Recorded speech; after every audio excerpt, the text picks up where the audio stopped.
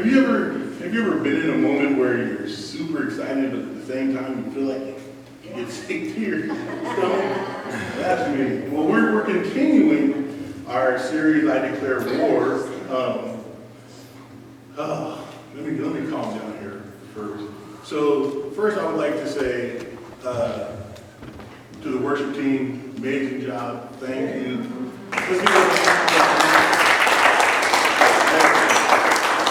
And also let's say thank you to Pastor Seth and his wonderful wife Holly for just everything they do for this church and the Newport church. And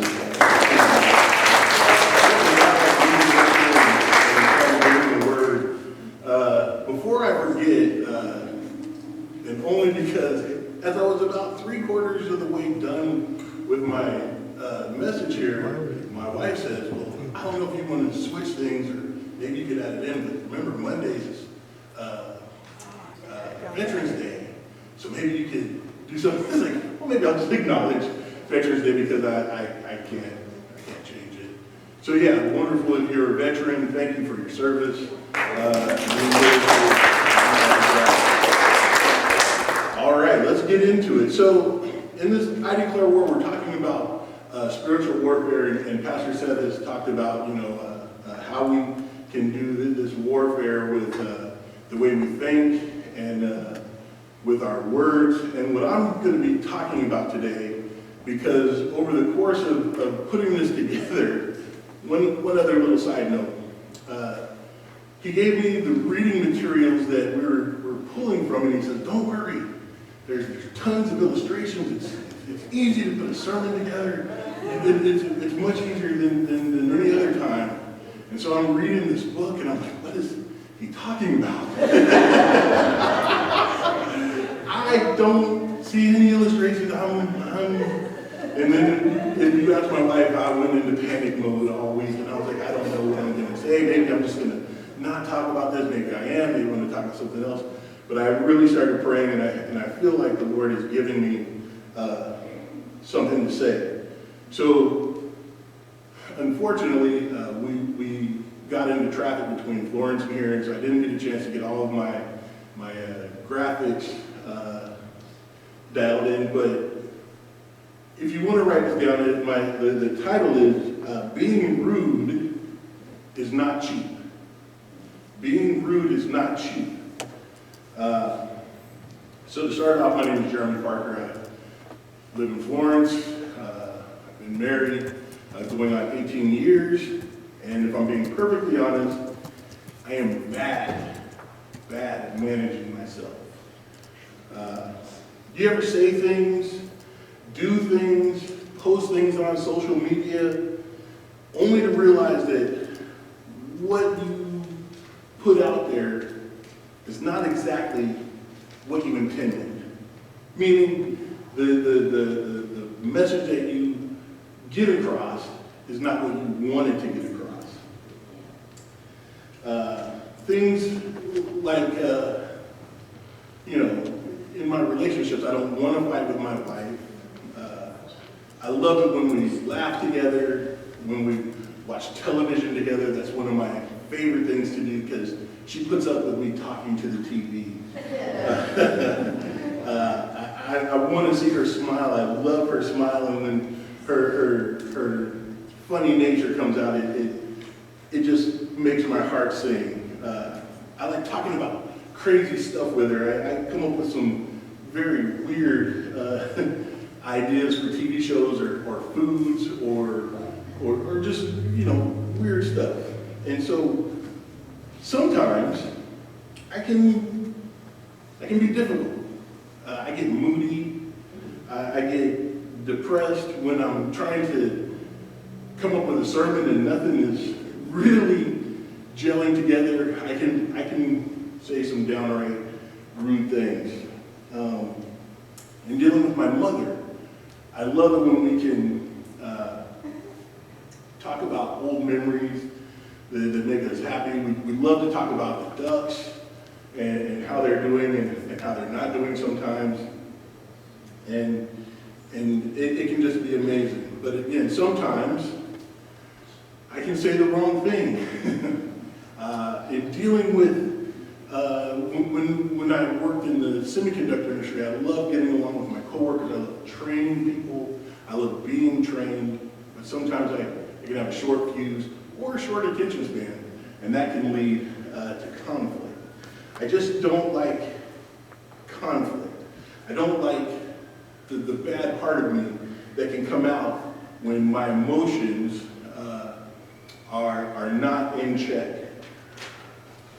So in all these situations, I speak words, make decisions, and give nonverbal cues that take me farther away from where I want to be, which is healthy enjoyment of relationship and time together.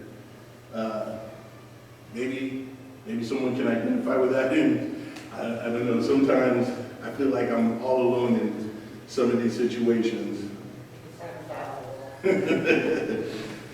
Sometimes if I could just take a timeout, you know. I love sports, and you know, when things are not going their way, they're quick to take a timeout. And I think sometimes, just as I'm about to say the wrong thing, I'm like, whoa, time out. You know, sometimes when things are starting to get heated up between me and my wife, I just want to be like, time out, let's go to a neutral corner and try to work things out. But that's not always the way things go. And sometimes there's what I would like to call a part of me who refers to himself in the third person. His name is Jay, right? Not Jeremy. Jeremy is kind and compassionate and understanding and encouraging. Jay is the kind of guy that refers to himself in third person. He says the rude things that Jeremy wouldn't say, right? You know, maybe, I don't know if you have a bad part of your personality that you've actually given a name to, but Jay is responsible for all of the bad things that have happened in my life. And the worst thing about him is when it's time to be accountable, he disappears. And he just leaves me, nice Jeremy, to deal with those messes and clean up. A famous writer named Dale Carnegie once said, if you want to gather honey, don't kick over the beehive. If a bee stings you while gathering honey, kicking the beehive isn't going to help. It's only going to make it worse. Instead, a gentle hand will help you get what you want. There was a study done where a percentage of the participants were treated rudely and were taught to very curt speech. And each participant was given a break. And they were asked, what should we do, or what would you do with this break? And the participants that were spoken to rudely with this curt speech, they were 30% less creative than people who were taught to with positive speech and with encouraging speech. They produced 25% fewer ideas overall. And some of their ideas were very basic, like, you know, build a house, build a wall, build a school. Whereas the other participants who were taught to with compassion and encouragement and were spoken to nicely, their ideas were such as decorate it as an animal and give it to a child as a pet, hang it in a museum as modern art.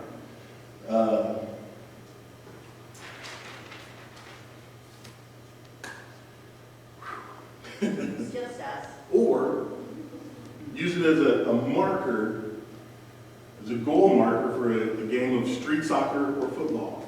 You know, very creative kind of things.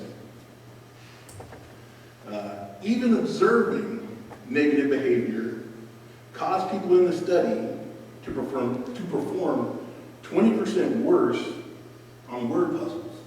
Now, I don't know about you, but I'm not a word puzzle person anyway. So statistics like that kind of go over my head. I'm like, so what, out of every 100 words, they got one less or two less? whatever 20% is that. Obviously math is also not my field, so Sudokus are not my forte. All of that is to say, rudeness causes performance and team spirit to deteriorate. There's a cost to being rude. It may get you what feels good in the moment, but it will come at the expense of what you actually want later on. Being rude is not cheap, it's expensive. Deep down, we know this, whether it's your spouse, your coworkers, or a rude customer service rep who is, as my mother would say, working my last good nerve.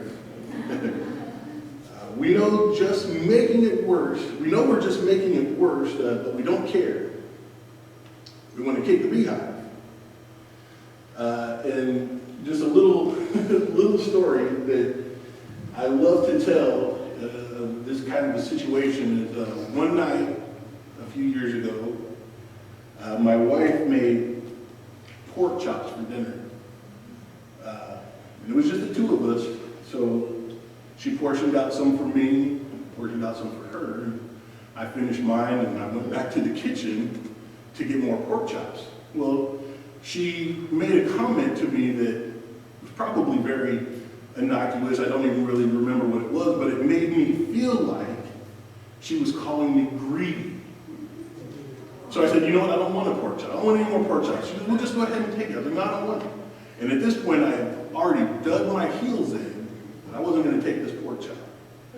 So about 20 minutes later, she goes, well, how about if you just pack the pork chops up for your lunch and take it tomorrow? And I played this whole scenario in my mind, so what came out was, I'm never going to eat pork chops again in my life. Right? That's ridiculous. So one of the most intense arguments that we've had in our time together was literally over pork chops. Right? So thankfully, my wife is much more mature than I am, and she was the first one to apologize, to which it broke my heart that here I am mad at my wife, who actually was lovely enough to cook dinner for me, and I was upset about it. But I think it just goes to show that when we're trying to win arguments rather than settle arguments, it takes us down a path that can only be considered emotionally out of control. So let's see.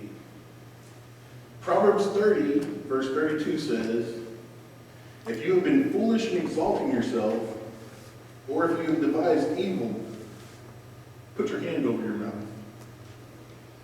Imagine for a second how much better your life would be if in these critical moments, argument, of dissent, whenever you're in conflict, if one or the other person or both people just put their hand over their mouth. Proverbs 30:33 goes on to say, for as the churning of milk produces butter, and wringing the nose produces blood, so the forcing of wrath produces strife. The forcing of wrath in a relationship is every time, going to lead to strife. Each time I'm like,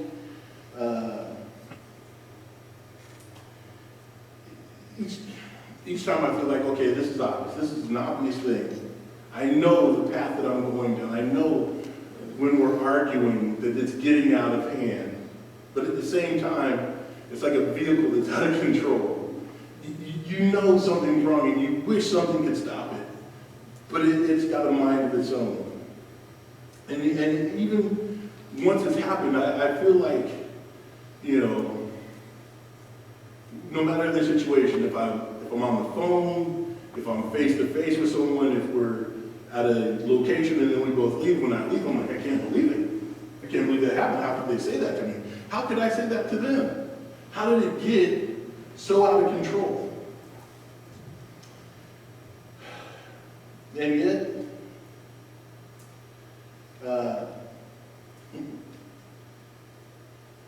how could this happen? Being aggressive and mean, forcing my wrath, but I don't like the outcome.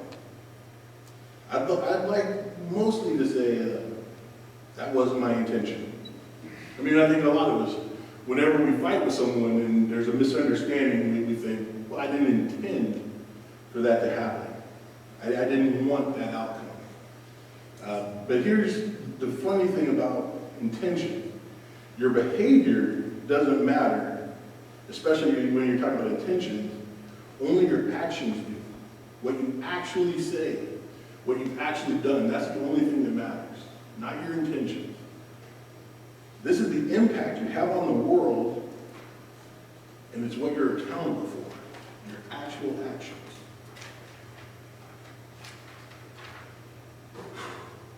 When you allow yourself to be provoked into taking a swing verbally at someone, you give up the thing that belongs to you only, control of yourself. If you can get me to be out of control, you become the boss of me. If any, you remember when you were a kid, or if you've seen little kids, or you've heard a little kid out of ear, just inside earshot say, "You're not the boss of me," right? I had an older sister, and I would say that all the time, "You're not the boss of me," especially when my mother was gone and she put my sister in charge. "You're not the boss of me."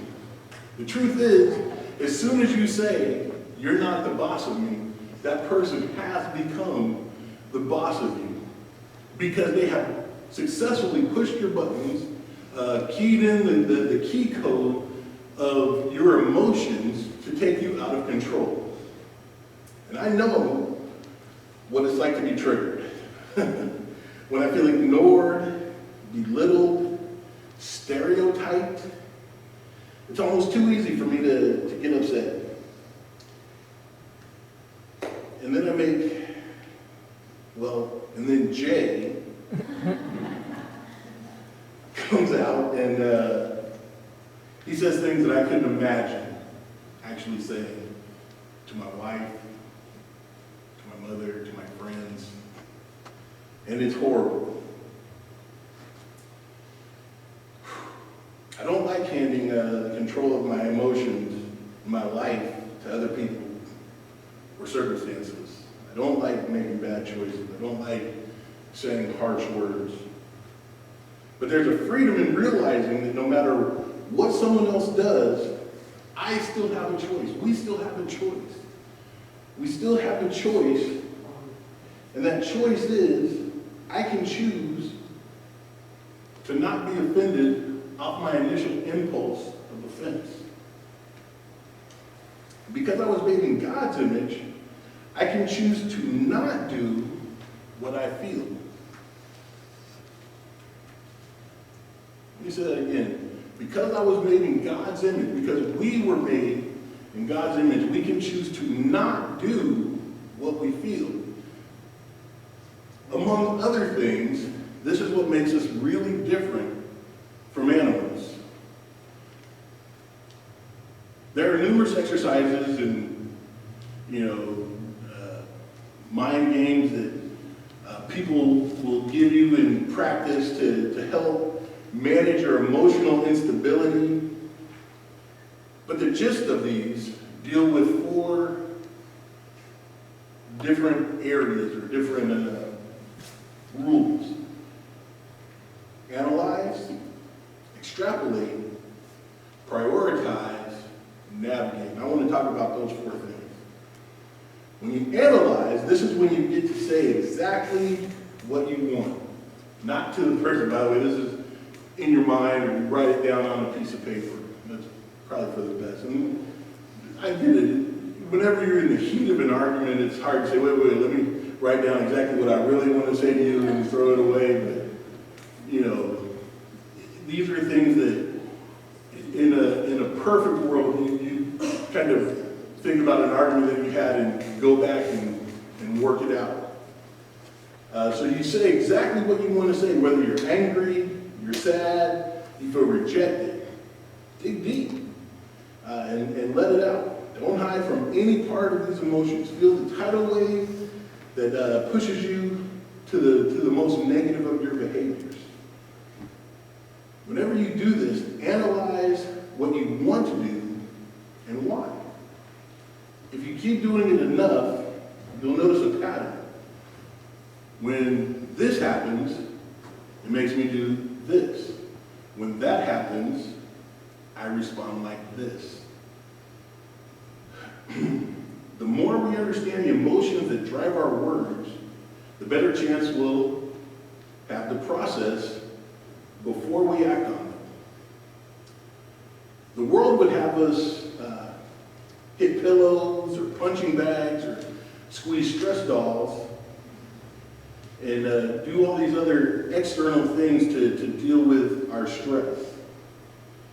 But there's a relationship expert, his name is Gary Chapman, and he wrote a book about dealing with your emotions, and he says almost all research now indicates that venting your anger with such aggressive behavior doesn't drain a person's anger, but actually makes that person more likely to be explosive in the future. So you can't say, well, I just went to the gym for an hour and I worked out my anger. You've worked out your energy, but you actually haven't dealt with any part of what's happened to rile you up in the first place. So we actually have to deal with these emotions again, because let's just take for a second, if God, whose image we're created in, he didn't work at his anger and just decided to give us a lot of passive aggressive jabs and barbs, things would be a lot different. So we have that gift of being able to actually deal with our emotions as hard as that can be sometimes. The next step is to extrapolate. Now this is running simulations on the analysis of what you did in the previous step. If I say this, then this will happen. If I do this, then they will do that. It's best in this part to go worst case scenario. I mean, personally, when I run through arguments that me and my wife have had or we're going to have, what I like to do is I say, if I say this, checkmate, and it's a one sentence knockout victory on my part. She's sorry, and but again, then I wake up and I realize I'm actually wrong. So in this part, it's best to go worst case scenario. You can still choose to say some of the things negative, but you also have to understand there's going to be consequences. Proverbs 4:26 says, "Ponder the path of your feet, then all of your ways will be sure." This verse reminds us to ask ourselves, do I like where this path is taking me? The great thing about extrapolating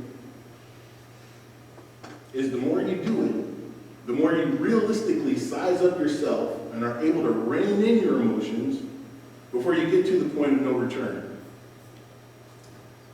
Next, we want to prioritize. Well, what do you want in any of these conflicts? Anytime you come up with some, even in just idea sessions, whenever you're doing ideas or in conflict with someone, what do you want? In the last part, we went worst case scenario. This time, we can be best case scenario. What is the best result possible from the interaction? Do you want to be heard? Do you want to raise? Do you want respect? Do you want to end the night laughing?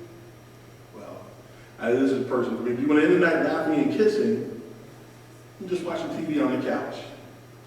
Remember, we came to the beehive for honey, not bee stings. The more you do this part of the exercise, the more you realize that there are things that matter much more than the temporary vindication of venomous conflict. Lastly, we want to navigate. This is where we know where we want to go. Now we need to decide how we're going to get there. A quick tip, it's usually the opposite of whatever your original plan was. Honest humility and vulnerability, and I'm speaking to men here mostly for this one. Humility and vulnerability work best when you want attention from your spouse. This works both ways, but I feel like I really need to say this one to the men, because I don't think women really have trouble with humility and vulnerability, at least as far as I know. Calmly telling your siblings or your coworkers that they hurt your feelings works much better than burying the pain and expressing it in passive-aggressive digs. Ask people you're in conflict with to help you see the situation through their eyes instead of assuming that your perspective is the only one and the correct one. There's a fable, Aesop's fable about, the sun and the wind, and they were arguing about which one was the most powerful, and they noticed a traveler coming down the road, and the sun says to the wind, okay, the one of us who can get this traveler to take his coat off first is the most powerful. You go first. So the wind blows hard on this traveler. It just comes down on him as hard as it can. And all that does is make this traveler clutch his coat tighter. So it finally gets up in frustration and tells the sun, okay, it's your turn. And what the sun does is he shines down on him with all of his glory and radiance, and the traveler finds that it's too hot to keep walking with his coat on and takes it off. The moral of this is that kindness affects more than severity. The Bible agrees with this in Proverbs 15:1, and I like the Message translation of this. It says, a gentle response diffuses anger, but a sharp tongue kindles a temper fire. In the past, before we gave our lives back to the Lord, the part of the relationship between me and my wife is I wanted complete autonomy in our marriage. I wanted emotional dictatorship, to be unapologetic for my actions and my emotions, which were completely running unchecked. The result of this is it made my wife feel marginalized. She felt, and rightly so, that she wasn't prioritized in my life. There were just plenty of times where she would say, we don't spend enough time together. And I would say, what are you talking about? We have our shows, we watch TV. And she goes, yeah, we're together, but you're not here. And I literally had no idea what she was talking about. After we gave our lives back to the Lord, and I would prioritize her in our communication, our relationship became stronger. And she was open to whatever it may be that I would suggest. When I wouldn't prioritize her in my thinking and my emotions and in my communication, yes, sir. Got a good verse for you. Let's hear it. Ephesians 5:25. Husbands, love your wives as Christ loved the church. Yes, sir. Yes, sir. When I wouldn't prioritize her, she would shoot down even the most basic of suggestions. Now, choosing the productive path instead of the path of conflict can seem at first like you're betraying yourself, but our culture puts such heavy emphasis on being true to yourself and doing what you feel like doing. And that's hard to give up because it flies in the face of that entire concept. It does lead to something better, though, becoming who you want to be, especially if that person you want to be is who God made you to be. You might struggle with anger, but you were not created as an angry person. We all struggle in one way or another with our feelings, but those feelings are not who we are. Proverbs 22:3, the prudent sees danger and hides himself, but the simple go on and suffer for it. How many times do we need to get clobbered with our emotional choices before we start ducking?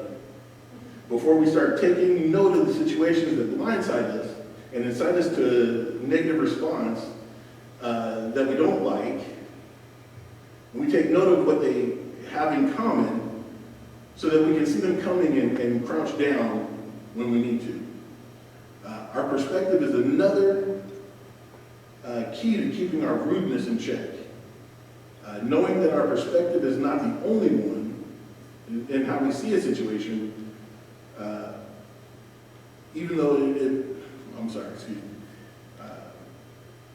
knowing that our perspective is not the only one, how we see a situation may not be entirely accurate. Henry Ford once reflected that there is a secret to success. It's the ability to get another person's point of view and see things from his angle as well as your own. Now, as I'm closing here, the next time you feel flustered because someone said something rude and you want to kick the beehive and let loose a volley of statements that would make the saltiest sailor blush, stop, excuse yourself, go over these rules. The more you do it, the faster you will get at it. Pretty soon you'll do it as second nature. Now, I apologize for this, but I wrote a closing statement, and I'm not confident in it, so I'm gonna say it to you guys. And after service, I really want you to give me your honest opinion. I prayed over this too, so remember, we are in a war. We're in a war with an enemy that wants to steal, kill, and destroy. But that enemy isn't our loved ones.